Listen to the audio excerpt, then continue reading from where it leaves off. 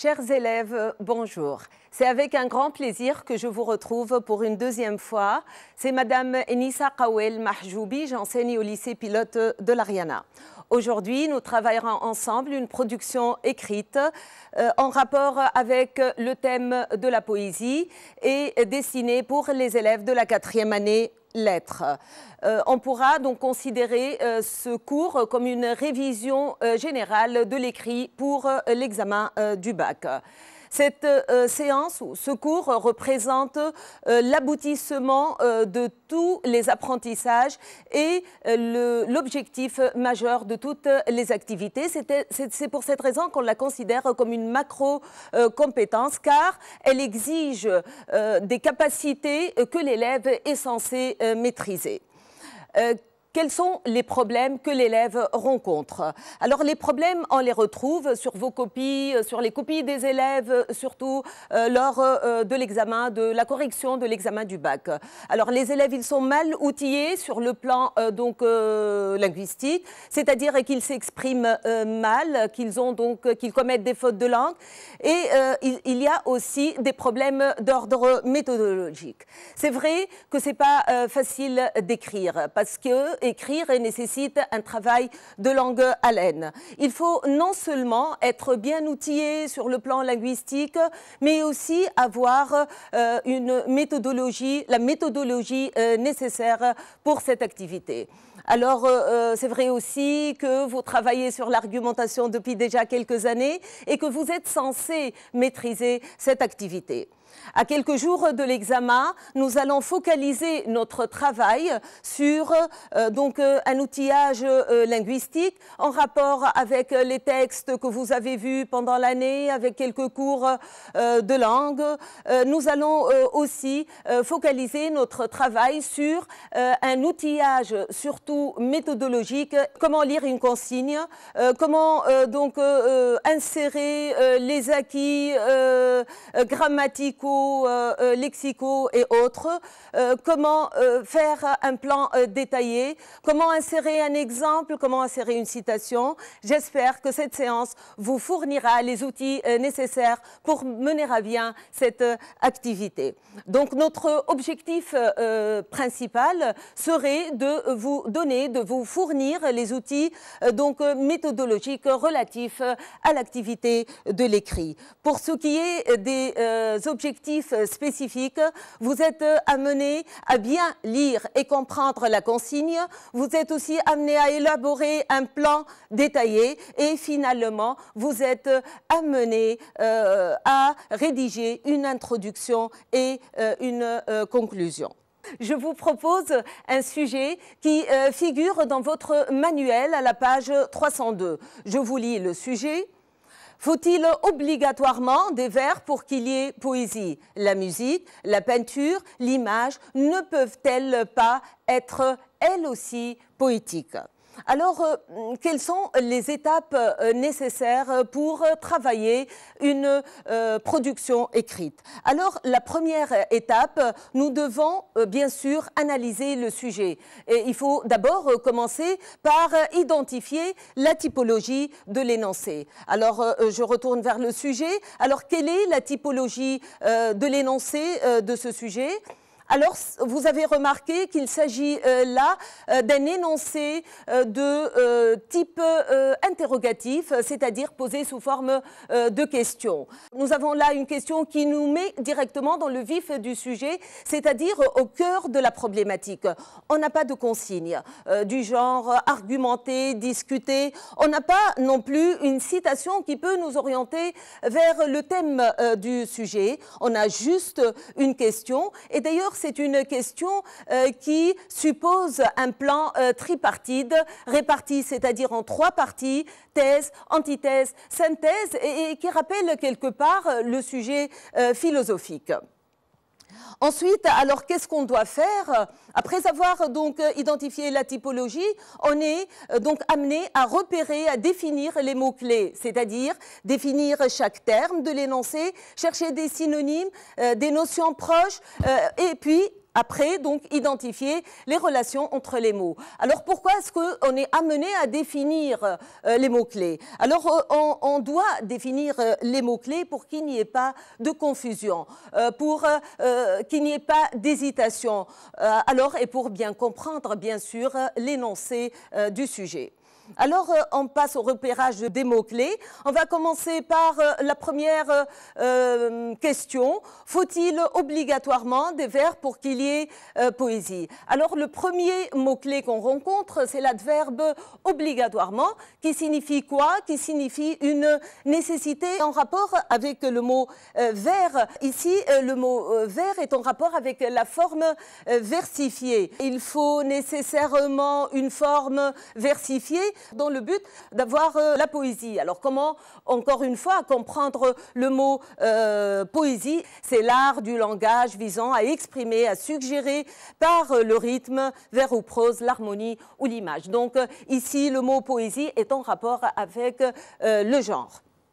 Donc, est-ce qu'il faut nécessairement la forme versifiée pour avoir de la poésie? On passe ensuite à la deuxième partie de la question, du sujet. La musique, la peinture, l'image ne peuvent-elles pas être, elles aussi, poétiques? Vous remarquez là l'évocation de trois formes artistiques, la musique, la peinture, l'image. Alors, la musique, la définition de la musique, vous la connaissez, c'est l'art de combiner les sons.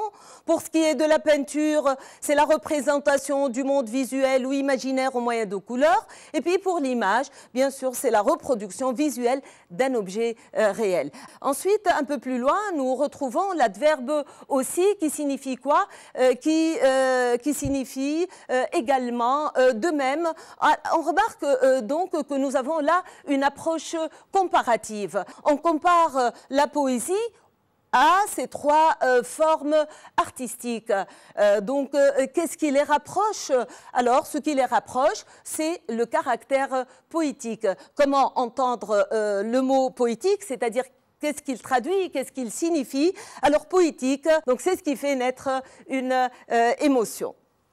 Voilà, donc après avoir identifié ou expliqué donc les mots-clés, nous allons passer vers donc la problématique. C'est-à-dire, on est là en deuxième en fait étape, nous sommes amenés à donc formuler la problématique. Alors la question qu'on pose: qu'est-ce qu'une problématique?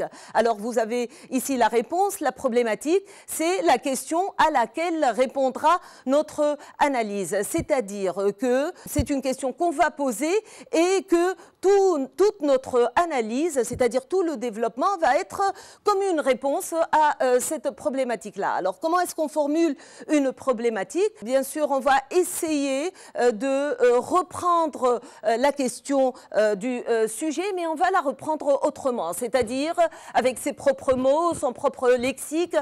Nous allons essayer donc de reformuler la question alors du sujet sans pour autant la transformer au risque de faire un hors-sujet. La problématique que je vous propose est la suivante. La poésie est-elle tributaire de sa forme versifiée?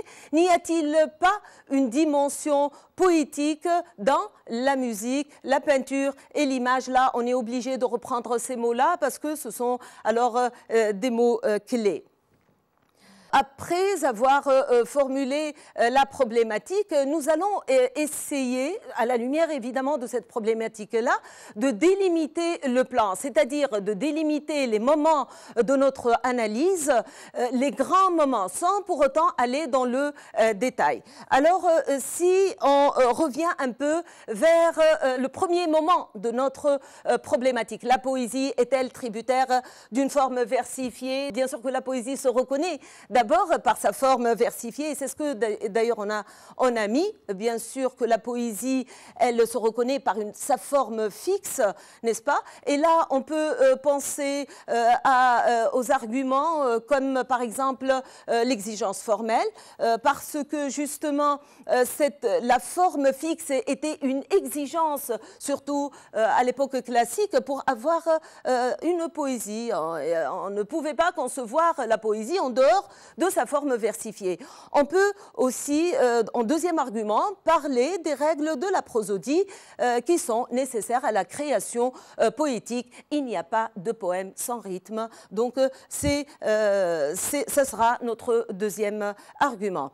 On va passer après à l'idée donc adverse, à l'antithèse, et on va bien sûr, donc à l'antithèse, c'est-à-dire à l'idée opposée. Donc notre antithèse sera la suivante: la versification n'est plus une exigence poétique, c'est-à-dire que à l'époque moderne, c'est-à-dire à partir du 19e siècle, la poésie, elle, s'est libérée de sa forme versifiée. Et donc, comme premier argument, on peut penser à la poésie moderne, c'est-à-dire à la forme multiple. Le poème est devenu, il a plusieurs aspects, plusieurs formes qui ne sont plus celles de l'ère classique. En deuxième argument, on peut un peu parler de la poésie telle qu'elle est définie par l'époque moderne, c'est-à-dire la poésie qui se refuse au fixe, la poésie qui est dans tout ce qui est, et ce qui compte, c'est seulement l'émotion qu'elle dégage. Et voilà, on l'a dit, ce qui compte, c'est l'effet produit. D'ailleurs, cet argument, il va nous permettre de passer vers la troisième partie de notre analyse, qui est la synthèse, et on va un peu élargir justement cet effet produit de la poésie à d'autres formes artistiques, à savoir la musique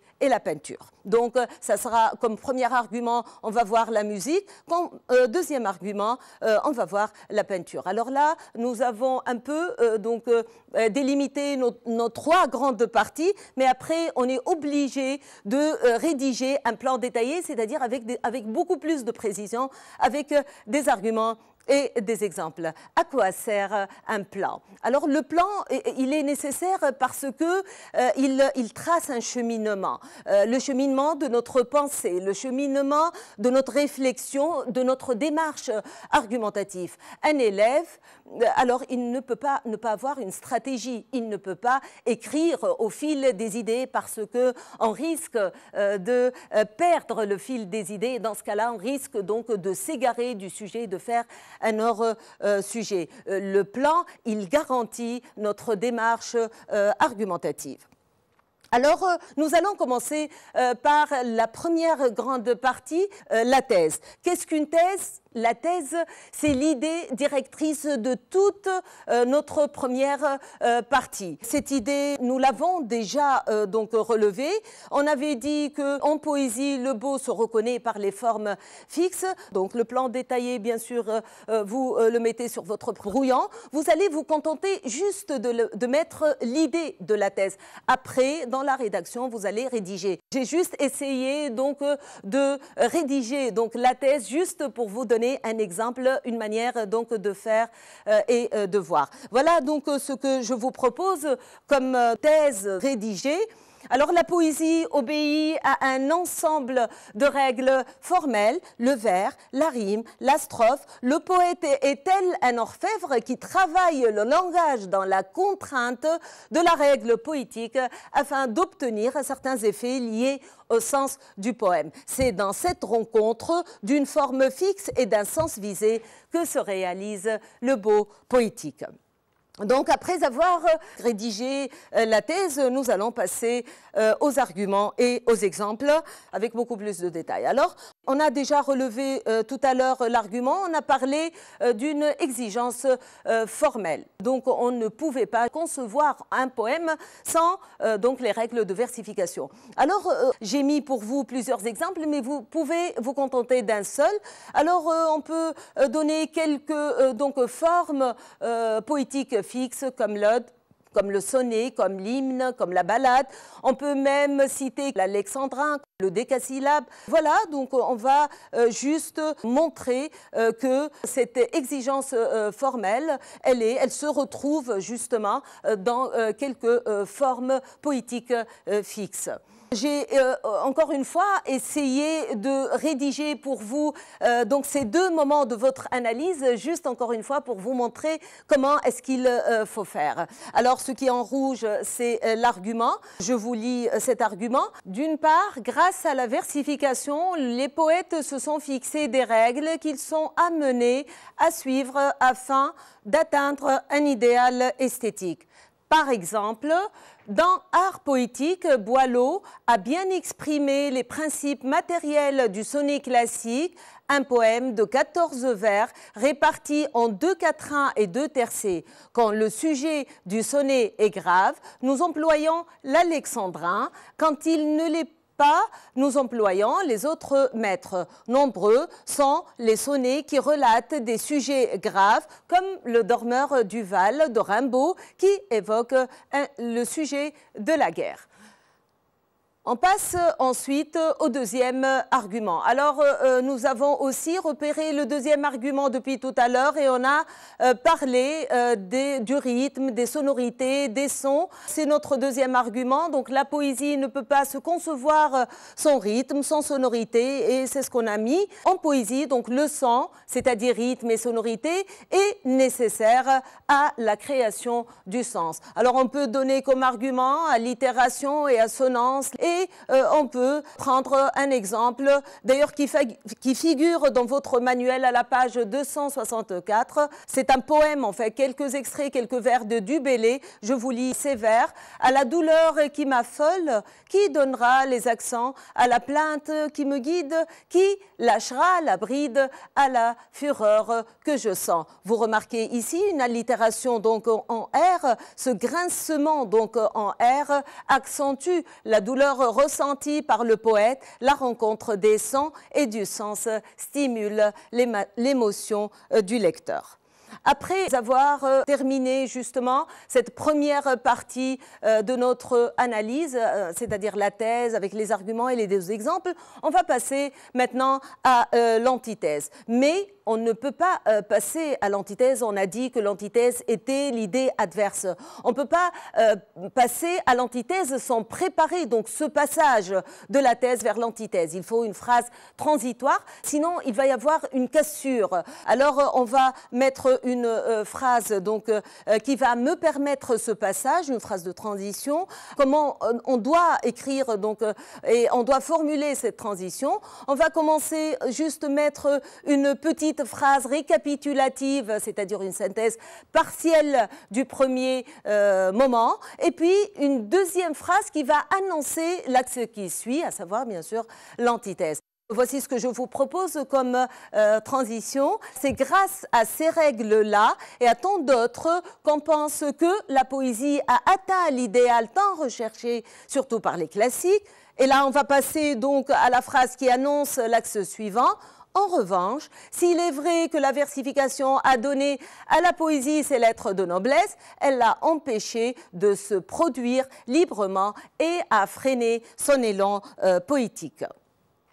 Maintenant, l'antithèse, on commencera d'abord par l'idée de l'antithèse que nous avons déjà relevée. On avait dit que la poésie n'est pas figée, elle est évolutive, n'est-ce pas? Et là aussi, j'ai rédigé juste pour vous donc une petite antithèse, donc juste pour vous donner une manière de faire. Alors, voici ce que je vous propose. La poésie se libère alors des contraintes formelles qui ralentissent son élan. La règle figée est alors congédiée au profit d'une poésie qui prend plusieurs facettes. On passe ensuite aux arguments et aux exemples qui vont me permettre de justifier ma thèse. Alors, en premier argument, nous allons commencer par parler un peu de la poésie moderne. La poésie moderne qui est évolutive, qui a plusieurs facettes, qui a plusieurs formes. On peut parler, par exemple, du poème en prose. Si vous avez travaillé au cours de l'année un hémisphère dans une chevelure de Baudelaire, vous pouvez donner l'exemple du poème en prose. Si vous avez travaillé Afrique de Diop, vous pouvez donner l'exemple des poèmes en vers ou du poème en vers libre. On peut également donner l'exemple du calligramme et on peut aussi donner quelques autres exemples comme le haïku ou la chanson. Pour vous, coup, j'ai choisi comme exemple un hémisphère dans une chevelure et l'exemple du poème en prose. Et encore une fois, je vous donne un exemple de l'argument et de l'exemple analysé, mais dans la partie là de l'antithèse. Et voici ce que je vous propose. C'est le 19e siècle qui s'est montré soucieux de libérer le vers de ses règles jugées trop contraignantes. De nombreuses formes poétiques sont alors apparues. Je passe maintenant à l'exemple. En effet, le mérite revient à l'auteur des Fleurs du Mal grâce à ses petits poèmes en prose. La poésie devient prosaïque sans strophe ni rime. Néanmoins, un travail accru sur le langage se fait valoir et plus particulièrement sur le rythme.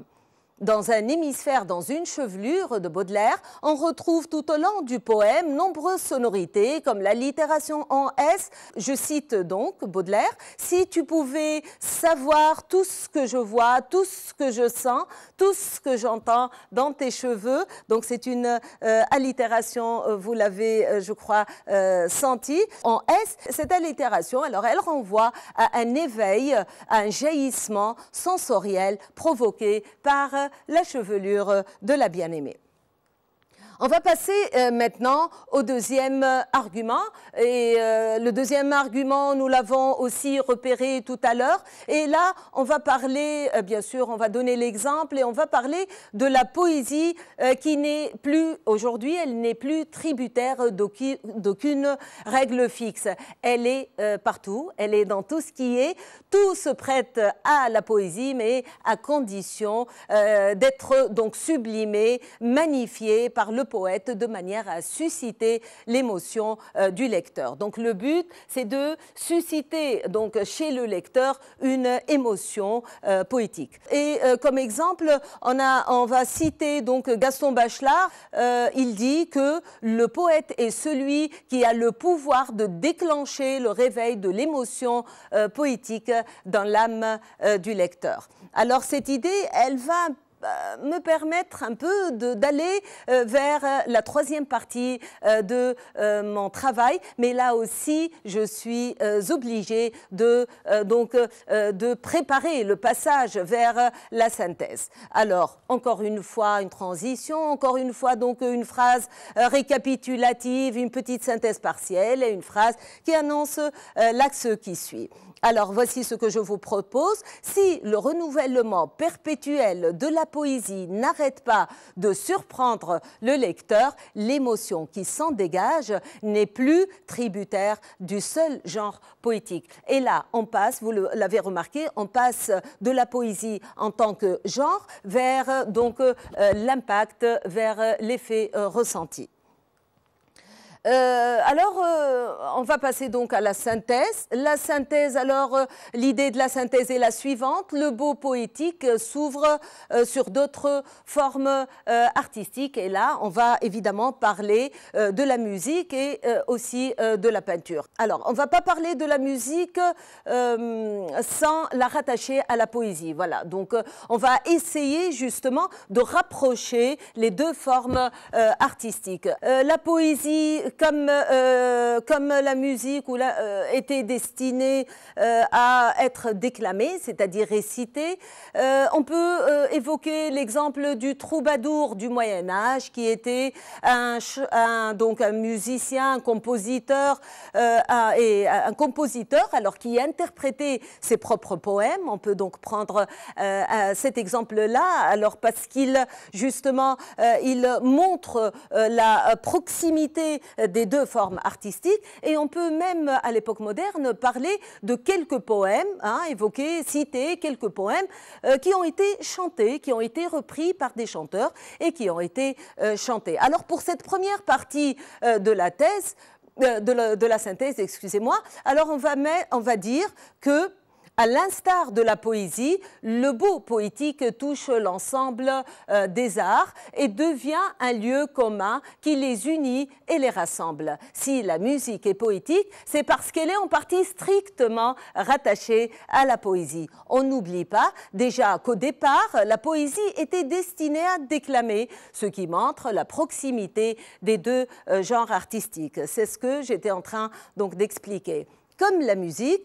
la poésie est offerte à l'oreille. On sait que le troubadour médiéval était un compositeur, poète et musicien qui interprétait ses œuvres artistiques. Aujourd'hui aussi, plusieurs poèmes sont chantés. Yves Montand a chanté Jacques Prévert. Georges Brassens a mis en musique des poèmes de Villon, strictement liés à la poésie par les sonorités, le rythme et la mélodie. La musique déclenche une émotion qui est aussi intense et poétique. Donc la deuxième partie de notre synthèse, elle va concerner évidemment la peinture. Baudelaire, il a écrit tableau parisien. Et vous remarquez comment est-ce qu'un genre peut emprunter ses attributs à un autre genre. On peut donc citer tableau parisien de Baudelaire. On peut aussi parler, je crois que vous avez vu ça certainement au cours de l'année, par exemple, poème pictural de Apollinaire. Donc on va mettre tout ça en mots. Alors voilà, voici ce que je vous propose. Se voulant libre et universel, la poésie moderne décloisonne les genres artistiques et crée une sorte de fusion entre les arts. Par conséquent, certains poèmes font appel à la peinture. Par exemple, dans la section tableau parisien de Baudelaire, le poète dépeint le portrait des démunis de façon visuelle, ce qui apparente chaque poème à un tableau. La poésie va jusqu'à faire de ces mots un poème pictural. Dans son calligramme, Apollinaire associe la peinture à la poésie pour donner plus, voilà, donc le but est de donner donc plus d'effets. L'appel à la peinture et à d'autres formes artistiques se fait alors dans l'intention de surprendre le récepteur et de faire ainsi de l'émotion poétique le seul point de rencontre entre tous les arts. Même l'image, qui est censée représenter le réel, a gagné en liberté. Alors par quoi? Par des cadrages surprenants. Ces derniers confèrent à l'objet représenté une dimension qui n'est plus celle du réel. C'est dans cet espace mal délimité entre donc le réel et l'imaginaire, aux frontières improbables, que réside la poésie. Voilà, donc nous avons terminé les trois parties de notre sujet. On va passer à l'étape suivante qui est celle de conclure notre travail. Alors, quand est-ce qu'on conclut? On conclut vers la fin du plan détaillé, mais avant la rédaction. C'est-à-dire que la conclusion, elle ne se fait pas après avoir, c'est-à-dire rédigé tout le travail. Non, elle se fait juste après avoir délimité et fait donc le plan détaillé. Pourquoi est-ce qu'on l'a fait justement juste après le plan? Alors, pour toute l'importance de la conclusion. Déjà, parce que on sait tout ce qu'on va mettre, c'est-à-dire qu'on peut répondre à la problématique déjà à partir du plan détaillé, et puis, et surtout, je crois, parce qu'on a le temps. C'est-à-dire que quand on fait la conclusion au début, on va la faire avec beaucoup d'aisance parce que on n'est pas bousculé par le temps. Donc on va lui consacrer le temps nécessaire. Si on la laisse vers la fin, on risque de la bâcler, on risque même de ne pas faire une conclusion. Il faut conclure. La conclusion, c'est le mot de la fin. Ce mot, il doit être bien élaboré, bien fait. On doit bien finir notre travail. La conclusion, elle peut influencer ou positivement ou négativement notre correcteur. Elle doit donc se caractériser par une force justement de frappe linguistique, méthodologique et même thématique. Alors, quelles sont justement les étapes de la conclusion? On a besoin d'un moment récapitulatif, c'est-à-dire des trois grands moments de notre travail. Ensuite, on doit répondre à la problématique. Laquelle problématique nous avons déjà posée au début, dans l'introduction, nous allons voir ça tout à l'heure. Et puis, un troisième moment de la conclusion est réservé à l'ouverture. Je lis la conclusion que je vous propose. En définitive, ayant pour origine une poésie codifiée, le beau poétique prend au fil du temps une dimension plus large qui vise à émouvoir non par la forme mais par la diversité. Ainsi, la poésie interpelle la musique, la peinture, la chanson afin de multiplier jusqu'à l'infini sa palette et ses ressources. Ce moment-là, vous l'avez compris, c'est en fait la partie récapitulative. Ensuite, on va passer à la réponse à la problématique qui est la suivante. Par conséquent, l'émotion poétique n'est plus tributaire de la poésie en tant que genre. Du moment que cette dernière fait appel à d'autres formes artistiques, elle s'en libère et devient l'apanage de tout art capable de recréer le monde et de susciter plus de profondeur, plus d'originalité et par conséquent plus de saisissement et d'émotion. Et maintenant, on va passer à l'ouverture. En revanche, on pourrait se demander jusqu'où peut aller le renouvellement dans l'art. Alors après la conclusion, vient le tour de l'introduction. Alors l'introduction qu'on laisse à la fin, c'est-à-dire après le plan détaillé, après donc même la rédaction de la conclusion. Alors pourquoi est-ce qu'on la laisse à la fin? Parce que on ne peut pas introduire un travail qu'on ne connaît pas. On ne peut introduire donc un sujet, un travail que après avoir cerné ces différentes parties. Là, nous avons tout, donc on peut rédiger l'introduction. Et puis, il faut veiller à ce que aussi cette introduction soit bien faite. C'est le premier abord avec le correcteur. Il faut savoir l'impressionner et encore une fois le séduire parce que l'argumentation c'est un travail de séduction finalement. D'accord? Donc comment est-ce qu'il faut quelles sont justement les étapes de l'introduction? Alors l'introduction commence par une amorce générale en rapport avec le thème. Ensuite, on va essayer d'aller un peu vers le sujet. Et puis, à la fin, on va essayer donc de poser la problématique, quelle problématique on a déjà rédigée. Voilà donc l'introduction que j'ai rédigée pour vous. La poésie vient du latin poen, qui signifie créer. Elle est définie par le petit Robert comme, je cite, l'art du langage, fin de citation. Et là, je vais passer à la deuxième partie de mon introduction.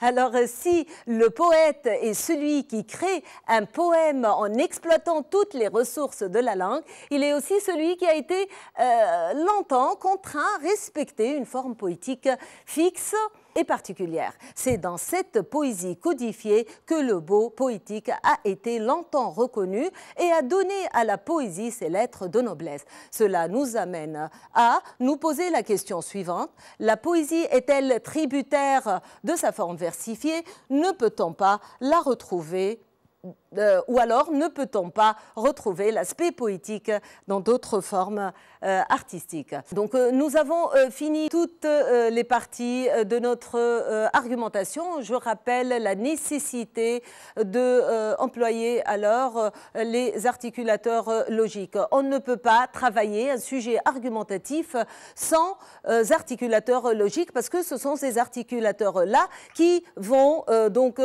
assurer notre démarche argumentative. Ce sont ces articulateurs-là qui vont ordonner notre travail, qui vont donc donner justement une certaine cohérence dans notre démarche argumentative. Alors, on peut utiliser des arguments qui sont en rapport justement avec l'ordre, comme par exemple, premièrement, deuxièmement, d'abord, puis ensuite.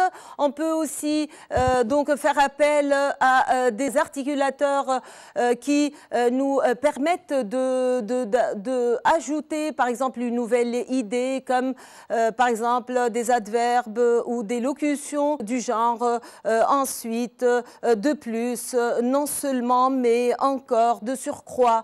Et puis on n'oublie pas que nous sommes dans une logique argumentative, donc on a besoin des subordonnés circonstanciels consensuel, tout ce que vous avez vu, donc par exemple les subordonnés ou d'opposition ou de cause ou de conséquences ou de but ou de conditions.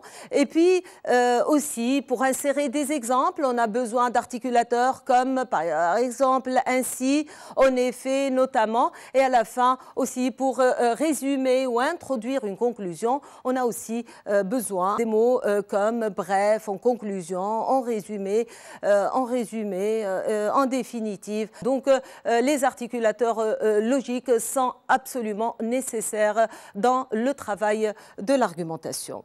Maintenant, qu'est-ce que votre correcteur attend de vous? Alors, bien sûr, vous avez des compétences comme celle, par exemple, de maîtriser la langue et expression. Il faut donc une bonne maîtrise, justement, de la langue qui se manifeste à travers quoi? Qui se manifeste à travers la construction correcte des phrases. Il faut aussi avoir une bonne orthographe. Il faut aussi utiliser un vocabulaire, le vocabulaire donc précis et approprié.